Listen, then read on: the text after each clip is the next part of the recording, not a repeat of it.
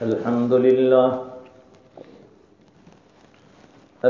لله الذي هدانا لهذا وما كنا لنهتدي لولا أن هدانا الله لقد جاءت رسل ربنا بالحق صلوات الله وسلام على سيدنا محمد المصطفى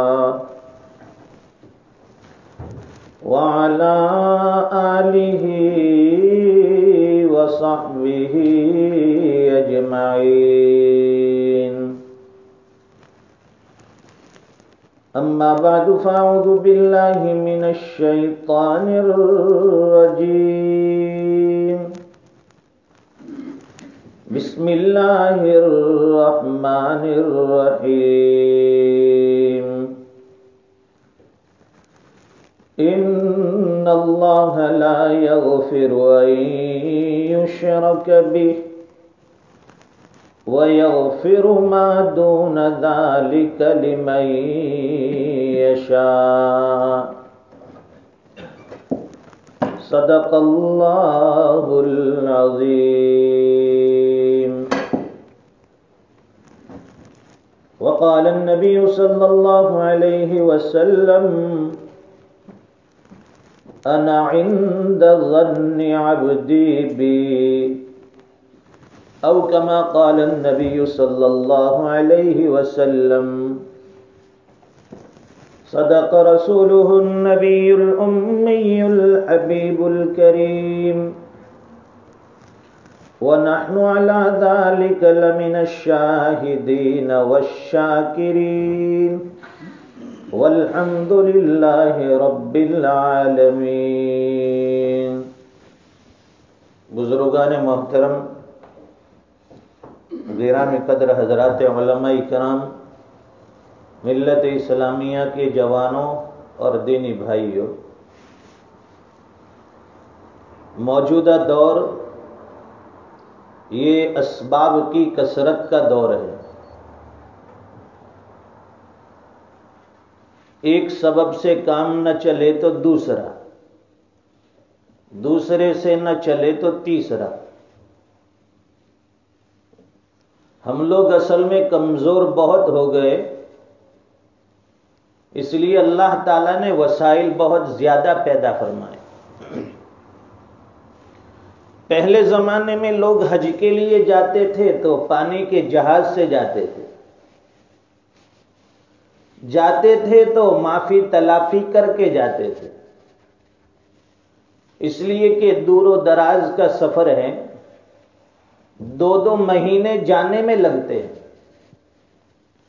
اور نہ معلوم وہاں سے واپس زندہ لوٹیں گے یا نہیں، اس لیے کہ دریائی سمندری سفر ہے، کبھی بھی طغیانی اور طوفان آ سکتا ہے، اس لیے وہ معافی تلافی کر کے جاتے تھے. معافی تلافی کا مطلب ہے معاملے کی صفائی.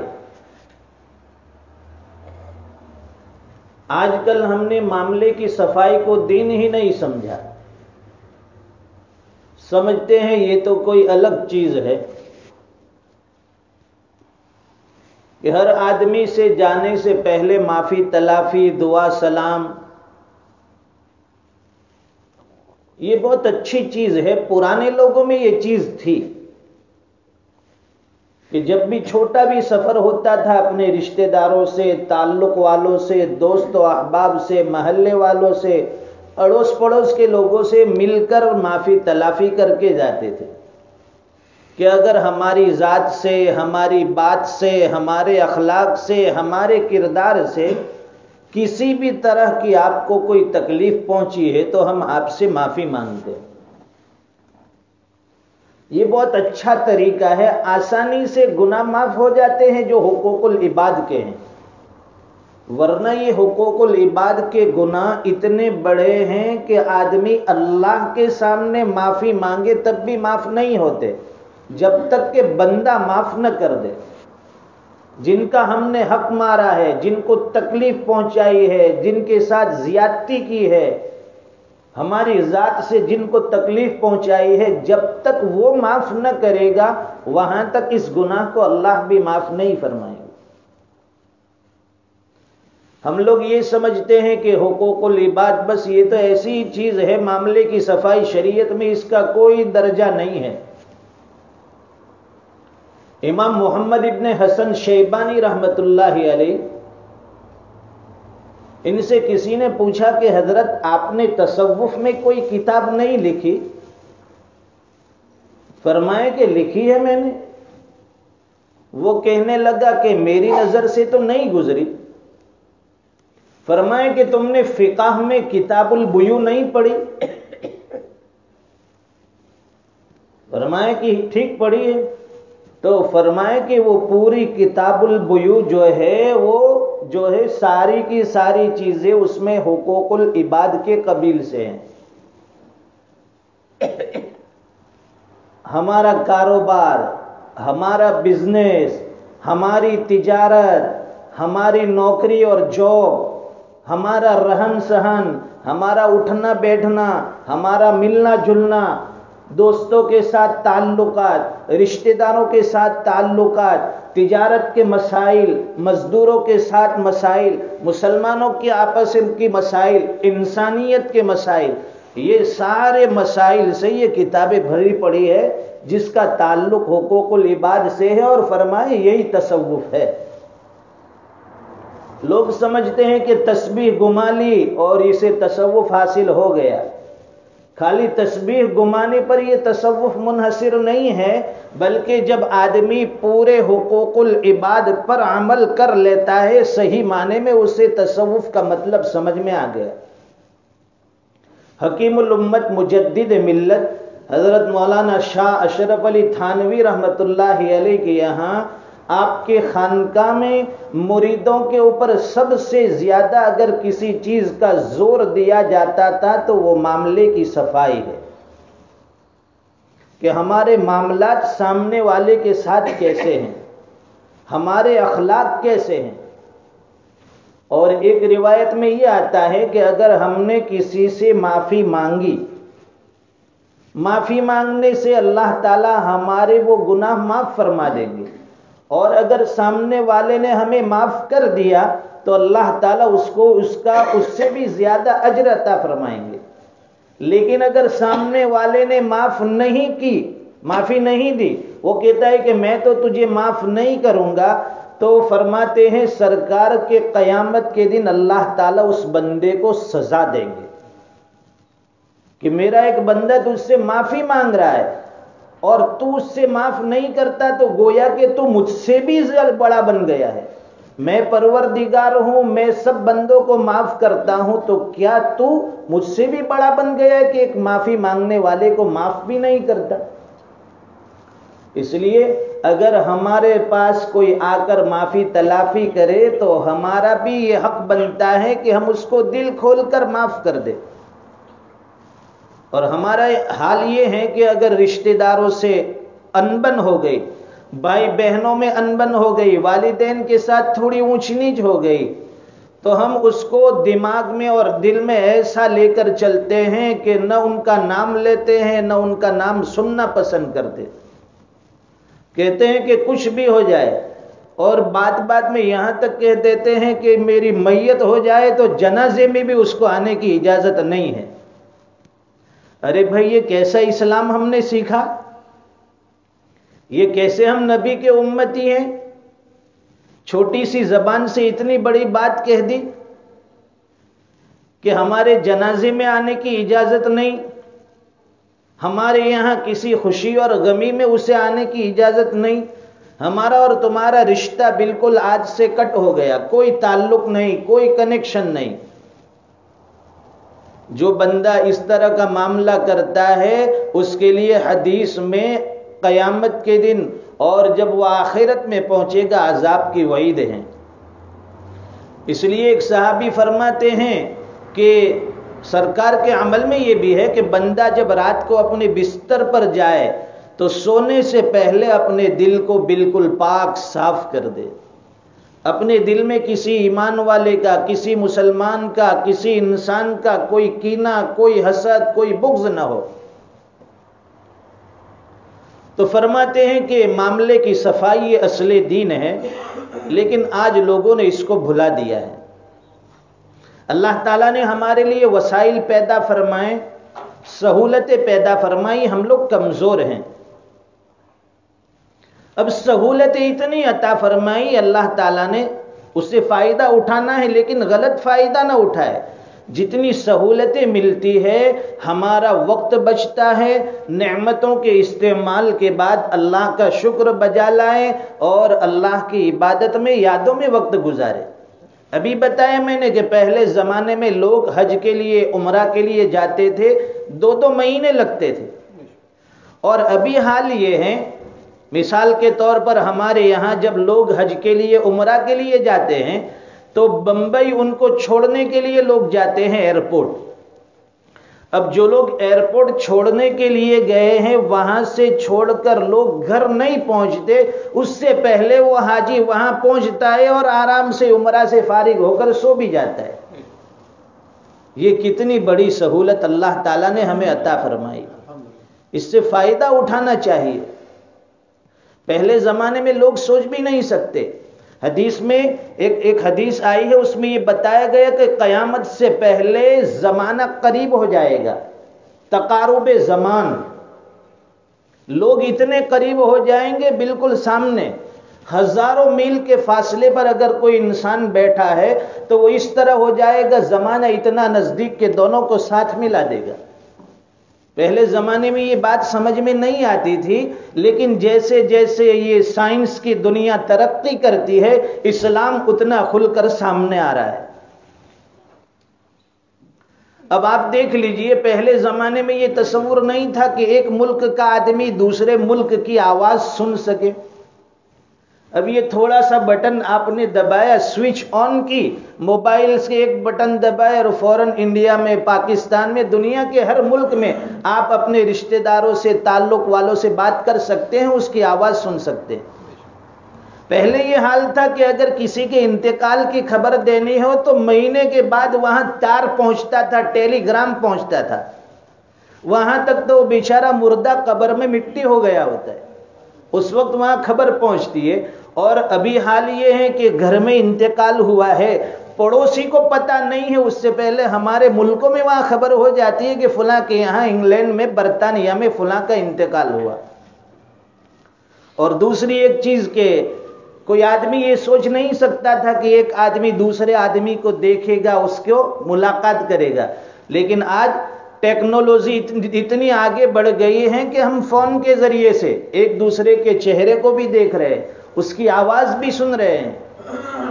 یہ تقارب زمان ہے۔ فرمائے قیامت سے پہلے وہ زمانہ آنے والا ہے کہ لوگ بالکل قریب قریب ہو جائیں گے۔ اب ہم لوگ قریب تو ہو گئے ہیں لیکن قیامت کی کوئی تیاری ہمارے پاس نہیں ہے۔ اللہ تعالیٰ نے جو ہمیں سہولت دی ہے، سہولت کا مطلب یہ ہے کہ اس سے فائدہ اٹھائے اور فائدہ اٹھا کر اپنی زندگی کو ایسی مثالی بنائیں اور ایسی یادگار بنائیں کہ دنیا سے اس حالت میں جائے کہ لوگ تو رو رہے ہو لیکن ہم اس دنیا کے چھوڑنے پر، اپنے رب سے ملنے پر راضی ہو۔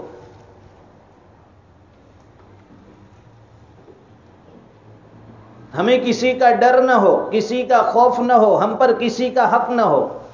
حضرت عمر فاروق رضی اللہ تعالیٰ عنہ کے دور خلافت میں کسی جگہ کا ایک شہزادہ گرفتار کر کے لایا گیا۔ اس نے مسلمانوں کو بہت اذیت پہنچائی تھی، مصیبت پہنچائی تھی۔ اب آپ نے حکم جاری کیا فوراً کہ اسے قتل کر دیا جائے۔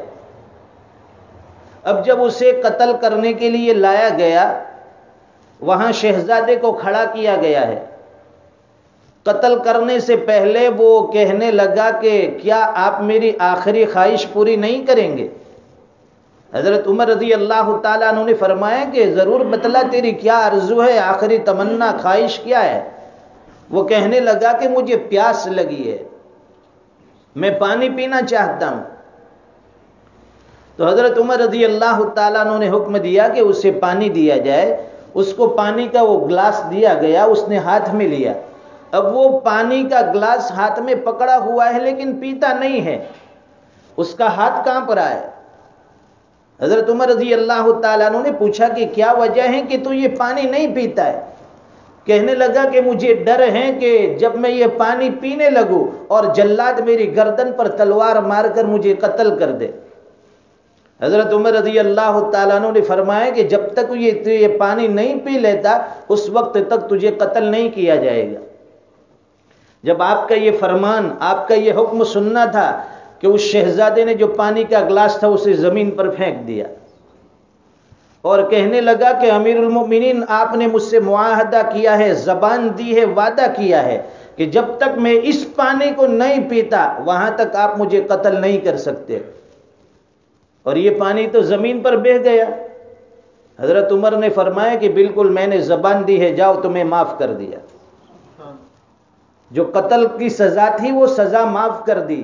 یہ مسلمانوں کی زبان ہوتی ہے, یہ ان کا معاہدہ ہوتا ہے. یہ ایسا معاہدہ ہے کہ ایسے اخلاق ہے کہ سامنے والے کے دل کو پانی پانی کر دیتے.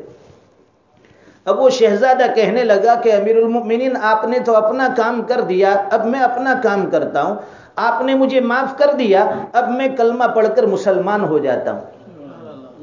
تو حضرت عمر رضی اللہ تعالیٰ عنہ نے پوچھا کہ بھائی یہ کام تو پہلے بھی کر سکتا تھا, پہلے تو مسلمان نہیں ہوا اور اب تجھے سزا معاف کر دی اور تو اسلام میں داخل ہوا. وہ شہزادہ کہنے لگا اصل وجہ یہ ہے امیر المؤمنین, اگر میں پہلے کلمہ پڑھ لیتا, مسلمان ہوتا, تو لوگ یہ سمجھتے کہ یہ موت کے خوف سے, موت کے ڈر سے کلمہ پڑھ کر مسلمان ہونا چاہتا ہے. اب چونکہ میرے اوپر سے موت کا جو خطرہ تھا وہ ٹل گیا, اب میں اپنی مرضی سے صرف اللہ کی رضا کے لیے اسلام قبول کرتا ہوں. یہ ایسا عمل ہے کہ اللہ کے دربار میں فوراً قبول ہو جاتا ہے. ایک محدث کے حالات میں لکھا ہے, بتلانا یہ ہے کہ اللہ تعالیٰ انسان کے چھوٹے چھوٹے معمولی عمل کے اوپر اس کی مغفرت فرما دیتے. ایک محدث کے حالات میں لکھا ہے کہ وہ حدیث کی کتابیں لکھتے تھے. انتقال کے بعد کسی نے خواب میں دیکھا کہ حضرت کیا بنی, فرمانے لگے اللہ نے مغفرت فرما دی.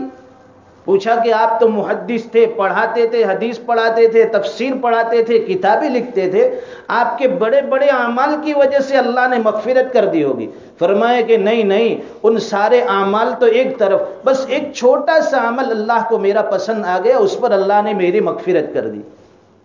پوچھا کہ وہ کون سا عمل؟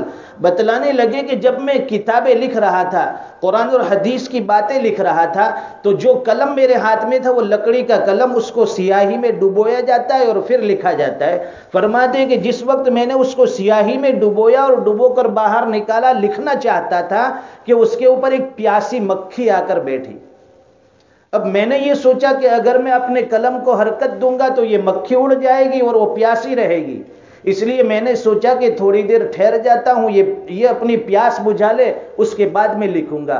فرماتے ہیں کہ میں نے جب یہ عمل کیا, اس پیاسی مکھی کی پیاس کو بجھا دیا, اللہ کو میرا یہ عمل پسند آ گیا اور فرمایا کہ تو نے ایک میری حقیر سی مخلوق کی پیاس کو بجھایا, جا آج ہم تیری ہمیشہ کی پیاس کو بجھا کر تجھے جہنم سے آزاد کر دیتے. یہ کتنا چھوٹا عمل ہے. اس لیے فرمایا, مولانا روم رحمت اللہ علیہ فرماتے ہیں, باز آ ہر آنچ ہستی باز آ, گر کافروں گبرو بت پرستی باز آ, این درگہ ماں درگہ نا امید نیست, صد بار گر توبہ شکستی باز آ. فرماتے ہیں کہ نا امید ہونے والے, اے نا امید ہونے والے, رو کر بیٹھ جانے والے, اپنے رب سے تعلق توڑنے والے, آجا لوٹ کر آجا, اس لیے کہ تیرے لیے میرے در کے سوا کوئی در نہیں جہاں سے تجھے معافی مل سکے. میرے دروازے کے علاوہ کوئی در نہیں جہاں تجھے کوئی معاف کرنے والا ہو. اس لیے فرمائے کہ لینے والے کا گلہ ہے کہ مدعا ملتا نہیں, اور دینے والے کا گلہ ہے کہ گدا ملتا نہیں. فرمایا کوئی مانگنے والا ہو تو ہم شان کہیں دیتے ہیں, اور چاہنے والوں کو دنیا بھی نہیں دیتے ہیں. اور قرآن کریم کی جو آیت پڑھی، اللہ فرماتے ہیں ان اللہ لا یغفر ان یشرک بہ ویغفر ما دون ذلک لمن یشاء۔ ہم شرک کے علاوہ ہر گناہ کو معاف کر سکتے ہیں۔ کتنا بھی بڑا بندے تیرا جرم ہو، کتنا بھی بڑا گناہ لے کر تو میرے دربار میں آئے گا، میری رحمت ہمیشہ تیرا انتظار کرے گی۔ میں رب ہوں، معاف کرنے کے لیے تیار ہوں، شرط یہ ہے کہ تو معافی کے لیے ایک قدم آگے بڑھائے تو میں 2 قدم آگے بڑھاؤں۔ ہم صرف امید کرے اور کوشش کرے، اللہ سے صرف معافی مانگنے کی پریکٹس کرے، تھوڑی سی حرکت کرے، اللہ تعالی ہمیں اپنے سینے سے اور اپنے گلے سے لگانے کے لیے تیار ہے، معاف کرنے کے لیے تیار ہے۔ یہ مغفرت کا عشرہ چل رہا ہے، اللہ تعالی ہزاروں اور لاکھوں کی تعداد میں ایمان والوں کی اور گنہگاروں کی مغفرت فرماتے ہیں، تو وہاں وہ کریم آقا جہاں اپنے دوسرے بندوں کو معاف کر سکتا ہے، ان کی مغفرت کر سکتا ہے، ہم جیسے گنہگاروں کی بھی اللہ تعالی مغفرت فرما دے، ہمیں معافی کا پروانہ عطا فرما دے۔ بس آج کا یہی پیغام ہے کہ جو لمحات باقی ہے، جو زندگی باقی ہے، جتنے ایام باقی ہے، اللہ تعالیٰ اس کو اپنی یادوں میں، اپنے ذکر اور فکر میں اور مغفرت کے طالب بن کر گزارنے کی توفیق عطا فرمائیں۔ وآخر دعوانا ان الحمد للہ رب العالمین۔